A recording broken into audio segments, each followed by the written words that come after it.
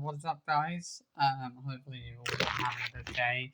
So today I'm gonna be covering something that I don't know if I've actually covered this before on my channel or really kind of spoken about this, but today I am going to be doing a video talking about what was I guess you could say a tough time in my life that I've never really spoken about before. So going back to, let's say, 8 years. It's been what, eight? Well, no, it's been 7 years. Go back to 7 years ago before I left school.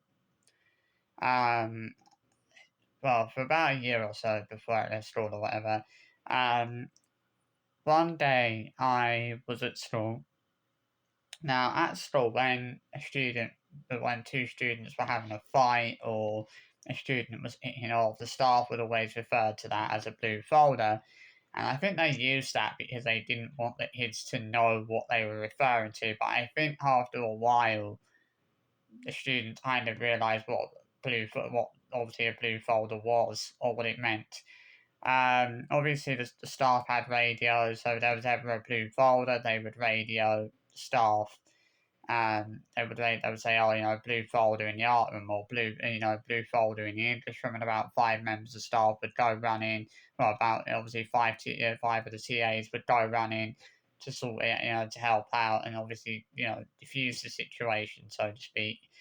Um, and obviously, about half a dozen of students used to go out and used to stand by the classroom watching, obviously, what was going on or wherever it was. Now, at break time and lunch times, the students used to, there was a shop just down the road from where the school was, and at break time and lunch times, kids used to be allowed to go into that shop at break time and lunch times, and a lot of the kids used to do that.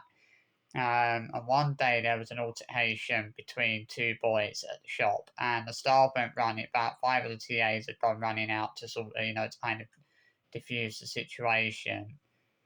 And one of the staff members who'd stayed back at the school had actually asked me to hold. You came through the front door, like the main door, and then there was like another set of doors before you went into the building. And I was asked to hold those doors, like one of those doors open. So I was holding that door open. They brought one boy back. He was fine. He'd calmed down a little bit. But they brought another boy back, and he was still picking off a little bit. Still kind of, in a bit of a state, still picking off. And as he was being brought back into the school, he booted the door, and the door came back, and it hit me in the side of the head. Now, I was okay, I wasn't hurt, badly hurt or anything. I had a nice pack and all that. Went about my daily business, and after I think it was a few weeks after that, I started having seizures, and they thought that maybe the seizures were as a result of the bang on the head that I'd had that day. But I wasn't like dropping down like jerking seizures, but I was. What would happen was I would either drop down I'd just be like laying. I'd be down like out of it on the floor for about 2-3 minutes. And then the other one I had was when I used to just go completely blank for a few minutes, and I'd be sort of staring into space, and then all of a sudden I'd just snap out of it, and I didn't really know what was going on. When I came out of the seizures, I was often quite disorientated. There was I did have like a bad seizure one day, and they called my mum to come and get me, and my mum was in a meeting, so my dad had to come and pick me up from school. And they advised him to take me to the walking centre, take me to see a doctor. So we went to the walking centre, which was obviously near his house. And they then told us to go straight to A&E, which obviously is what we did. My dad came out and obviously told my mum and my nan came and met us up there, but we didn't get seen that night. So obviously it was we were waiting there about 4 or 5 hours, didn't get seen. And then my mum and my dad started kicking off, because I remember they took a young boy in that had a broken arm, and they started, because they were saying, well, how is a boy that has a broken arm more serious than a boy that's having seizures? And the doctors were saying, oh, you will get seen, you will get seen. They couldn't say when we were going to be seen, but they said you will get seen. We waited there about 4 or 5 hours, and in the end, we just gave up, and we went back the following day. And we were there for like most of the morning, so they could carry out like different tests and things like that. But obviously, didn't really come to any conclusions. They carried out an MRI scan. They had me in the hospital for about 4 days, hooked up to machines and stuff to try and see if they could get any answers, but they don't get any answers. Like all of the tests they did, they weren't able to get any answers. Most of the tests that they did came back inconclusive. Well, not inconclusive, but obviously, I think that fear that I had, that we all had, was that it was something medical, and eventually they were able to kind of say, well, it's me, I think, we can confirm that it's not anything medical, and that was somewhat of a relief, but it was still a bit worrying because we still didn't really have any kind of conclusive answers for what was causing me to experience these seizures. Which I was having on a regular basis. I mean, I don't really have any seizures now. I've not had any seizures properly now for a good, well, since I left school. I think that was the last time I don't remember, ever experiencing any seizures or anything when I was at college, or any of the placements that I was at, like programs I was on, or any placements I was in. Um, so as far as I'm concerned, I think, the last time I had a proper seizure was when I was at school, like when I was still at school. I think they came to the conclusion. Well, yeah, they did come to the conclusion that it was more kind of a psychological, kind of emotional thing. My way of dealing with it's kind of my way of dealing with a lot of the trauma that I'd previously dealt with. Obviously, everything that I'd been through at my previous school and all that kind of thing. Because obviously, I did, I had been through a lot of traumatic experiences at my old school, and those experiences did have a huge effect on me. It took me a while, it took me a while to kind of rebuild my confidence, you know, because, my old school had broken me completely, obviously, I remember I always used to have a lot of seizures if I did get quite stressed. If someone was winding me up and I got really angry, that was one of the things that would trigger, a seizure. Um, it was just weird though. Like sometimes I'd be sitting in sometimes, and even though they weren't just happening at school, like they were happening at home as well. Like there'd be times where I'd be doing something, all of a sudden I just go completely blank, and my mum would say, "Oh, you went again," and I was like, "Oh, did I?" And I didn't even know. Like it didn't even feel. I didn't even know.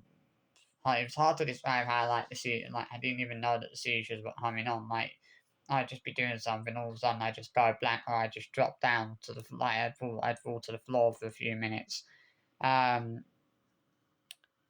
yeah, and I know this did really kind of worry my mum because obviously we didn't know what was in. Thankfully, at first, because I didn't know. Obviously, I had, it took them a while to sort of confirm that it wasn't anything medical, and I think during that time, not knowing if it was anything medical or not, it was very worrying. Um, but obviously, as I said, when we found out it wasn't anything medical related, that was a sense, there was that sense of huge relief, so to speak. I think, to be honest, the seizures did affect my life and it affects a lot of the things I did. There was a lot of things I wasn't able to do. So, for example, as I used to be doing football training down Mile End, unfortunately, wasn't able to carry on with that because I did actually have a seizure down at the football pitches in Mile End one day. Um, it just, again, out of nowhere. Um, wasn't particularly stressed out about anything. It just happened. Like it, I did that. The one I remember that day, I just felt like there wasn't anything in particular that kind of triggered it. Like it just happened out of nowhere. Like I was okay for 1 minute, and all of a sudden I just dropped to the floor. Like it was like I had no control over it because I didn't know when it was. The thing was with these seizures, like I didn't know when or where they were gonna happen. I mean, now I think at least I can kind of do a lot of things. I can, you know, go here. As I do go out and about. And I don't have to worry about the possibility of having seizures because I've not had them for so long. Like, I don't know how likely it is that I would have them again. I remember there was an incident where I passed out at my old school one day. I passed out on the floor. Um,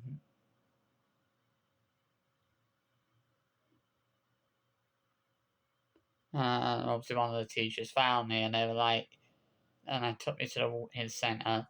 Um, and maybe that I think maybe that was a seizure. But then I feel like I think if I remember, I just like blacked out for a few minutes.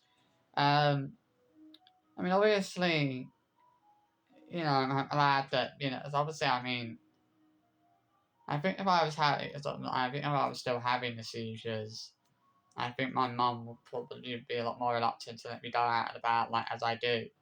But now I don't really have them. It's not so much of a problem, and I'm glad I don't have them anymore. That was a very frightening time in my life. Having to deal with these seizures and the fact that I was having them on a pretty regular basis. Um, it was hard. Like I remember we was in the we went to it was during the school holidays. Me and my mum went to um we went swimming over to Deptford at the new Deptford swimming pool, and we were in the swimming pool, and I actually suffered a seizure in the pool, like my mum was holding me, and I just blacked out for a few moments. It was never longer. I was never out of it for longer than a few minutes. You know, they did. They did have medication that they could give me if I was out of it for more than I think about 5 minutes. They needed to give me this like medication. I don't think I ever very rarely needed that medication because I don't think there was ever a time where I was out of it for more than 5 minutes at a time, more than 5 minutes, or like more than three, a few minutes. Um, I mean, obviously, as I said, like the seizures, they weren't like those full-on kind of jerking seizures, or I was shaking and proper fitting, but it was still really frightening, and I think they're not knowing what caused it because I did, there was that part of me that thought maybe the bang on the head that I had suffered at school that day had a part to play in the fact that I was now having seizures, as it did seem a bit too coincidental that I started having these seizures not long after I'd actually suffered that bang on the head at school. There was only a short time between the ban, me having that ban on the head at school, and then the fact that the seizure started. Um, but the fact that it was confirmed as being nothing medical was a huge, it was a huge relief for all of us. For me and the rest of my family. Like, I know that my dad was really worried. My sister was really worried. My nan was really worried.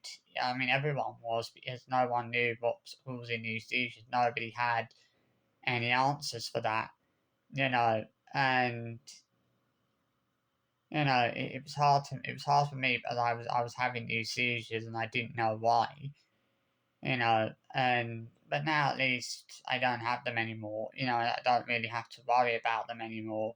They don't. These seizures are not something that really affect my life anymore. They're not something that I have to deal with anymore. I certainly, I've not had to deal with them for a few years now. Obviously, it's been, just 6, 7 years since I last had a seizure. Um, so yeah, I mean, it is good. At least I'm not having them anymore. You know, so I thought I would do a little video on that.